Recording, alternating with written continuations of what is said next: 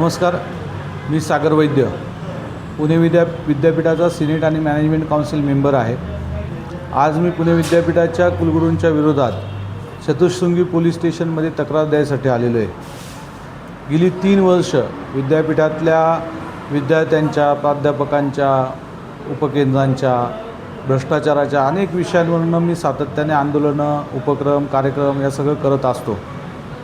गेले काही दिवस माझ्या असं लक्षात येत होतं की खूप सातत्यानं टार्गेट करणं चाललं आहे, परंतु पुणे विद्यापीठाच्याच नाही संपूर्ण देशाच्या शिक्षण व्यवस्थेला लाज वाटेल अशा पद्धतीची कृती पुणे विद्यापीठाच्या कुलगुरूंच्या कार्यालयात झाली, कुलगुरूंच्या मान्यतेने आणि समर्थनाने झाली। मी मध्यंतरी 3 दिवस विद्यापीठाच्या मिटिंगांसाठी इथे होतो। त्यातला एक दिवस माझ्या मुलाचं हेल्थ चेकअप असल्यामुळे माझ्या कुटुंबाला इथं मुक्कामी बोलवून घेतलं। मला इथून गेल्यानंतर असं कळलं काल सभेमध्ये की काही गुंड प्रवृत्तीचे लोक जे कुलगुरूंकडे 3-3 तास बसतात, 2-2 तास बसतात आणि कुलगुरू ज्यांच्या सांगण्यावरनं कोणाचे निलंबन, कोणाचं ब्लॅकमेलिंग, कोणाला पैसे द्यायला लावणं असे उद्योग करतात। हे मी वारंवार बोललेलो आहे।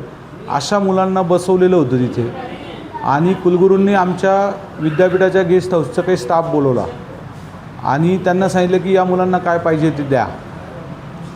त्या मुलांना हवं होतं की त्या गेस्ट हाऊसचं CCTV फुटेज द्या। आमच्या विद्यापीठाच्या स्टाफने त्यांना विचारलं की कशासाठी हवं आहे, तर त्यांनी सांगितलं की सागर वैद्य इथे बाहेरच्या बाया आणून राहतात असं आम्हाला कळलेलं आहे। आमच्या विद्यापीठाच्या अधिकाऱ्यांनी, स्टाफने त्यांची हेटाळणी केली आणि सांगितलं की अहो आम्ही त्यांच्या कुटुंबाला ओळखतो, त्यांचा मुलगा स्पेशल चाइल्ड आहे, ती 2 लहान मुलं आहेत अभिल समर आणि त्यांची मिसेस आहे, ते आलेले होते रात्री, ते सकाळी कुठंतरी मेडिकल चेकअप होते गेले नाशिकला। तर त्यांना सांगण्यात आलं की ती अक्कल तू शिकवू नको, त्याची बायको आणि तो सिद्ध करेल की हे दोघं नवरा बायको आहेत म्हणून। चेहरा ब्लर करून आपण काय चालवायचं ते सोशल मीडियावर चालवू। इतक्या घाण दर्जाचं हे सगळं चर्चा पाहून आमच्या विद्यापीठातल्या अधिकारी कर्मचाऱ्यांनी याचा निषेध केला आणि ते तिथून तडक निघायला लागले। त्या कुलगुरूंनी असं सांगितलं की ठीक आहे, मग तुम्ही हे देत नाही तर तुम्ही एक काम करा, तुम्ही माहितीच्या अधिकारात मागवून घ्या आणि हा विषय तिथे संपला। नंतर मला काल सिनेटच्या सभेत ज्यावेळेस मी वेगवेगळ्या विषयावर आंदोलनं करत होतो त्यावेळेस आज आमच्या एका महिला सदस्यांनी मला सांगितलं की हे इतक्या घाणेरड्या लेवलवर अशा पद्धतीचं राजकारण झालेलं आहे आणि तो RTI पण आलेला आहे। हे सगळं कळल्यावर मी भावनिकदृष्ट्या खूप व्यथित झालो आणि जर केवळ विद्यार्थ्यांचे प्रश्न मांडणं, विद्यापीठाच्या हिताचे प्रश्न मांडणं, प्राध्यापकांच्या हिताचे मांडणं याचा जर द्वेष मनात ठेवून कुलगुरूंच्या कार्यालयात कुलगुरूंसमोर बसून की कशा पद्धतीने षडयंत्र करून माझ्या संपूर्ण कुटुंबाची आणि माझी बदनामी करायची सोशल मीडियावर हे जर ठरवलं जात असेल तर विद्यापीठाचे कुलगुरू हे त्या पदावर बसण्याच्या लायकीचे राहिलेले नाही। इतकं हीन आणि नीच दर्जाचं राजकारण आजपर्यंतच्या इतिहासात कुठल्याही कुलगुरूने केलेलं नसेल।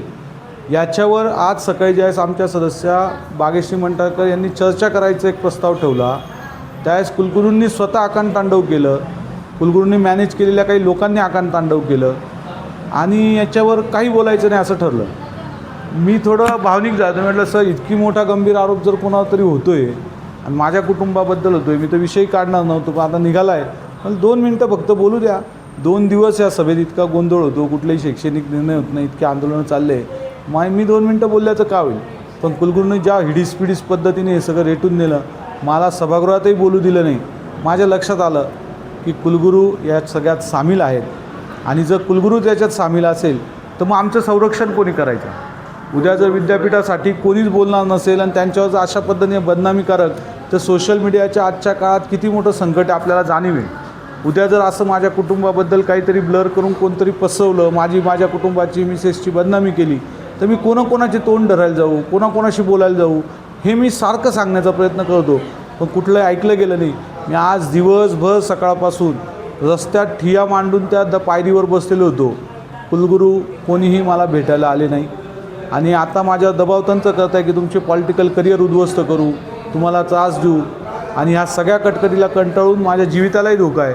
म्हणून मी आज नाईलाजाने चतुःशृंगी पोलीस स्टेशनला आलो आणि मी इथे कुलगुरूंच्या विरोधात FIR दिलेली आहे, माझी तक्रार दिलेली आहे आणि उद्या सकाळी माझी मिसेस आणि माझा जो विशेष चाइल्ड स्पेशल डिसेबल असलेला जो मुलगा आहे तोही नाशिक पोलीस आयुक्तालयात जाणार आहे आणि आम्ही संपूर्ण कुटुंब या गोष्टीचा निषेध करतो. अशा पद्धतीने जर एखाद्या सुशिक्षित विद्वत्त सभेत बसलेल्या सिनेट मॅनेजमेंट काउन्सिलवर षडयंत्र करून असे उद्योग केले जात असतील तर उद्या कुठलाही चांगला व्यक्ती अशा कुठल्याही वाईट गोष्टीच्या विरुद्ध उभं राहण्याची ताकद ठेवणार नाही, त्याचं मॉरल संपेल, म्हणून ही लढाई सुरू केली आहे.